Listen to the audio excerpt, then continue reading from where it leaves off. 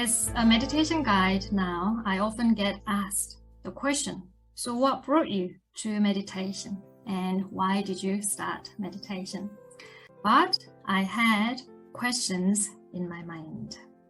So the first question that I had was, who am I? Because I was a dancer by profession, I used to identify myself as a dancer, dancer, that's my life. But then again, as I saw my fellow dancers getting injuries and they are no longer able to dance, it made me think, okay, one day or I could get an injury as well, or I could simply get old or lose interest in dancing. Then who am I? What am I?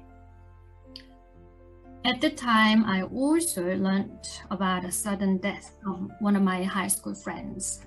And that made me think a lot about life, about death, why we are here. What's the reason and purpose of our existence? The third question that I had was, what is my mind?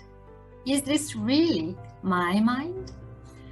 Because this thing called mind didn't seem to work as I willed it to. Rather, I felt like I was a slave to my mind. I didn't want to think of negative things, but when those negative things came up in my mind, I couldn't help but to feel negative and depressed. So what is it? Is this really my mind? And the last question I had was, okay, then where is happiness?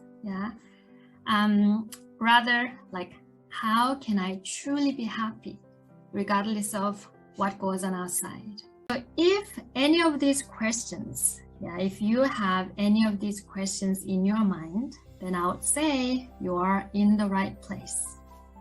So let's actually start with the human mind first.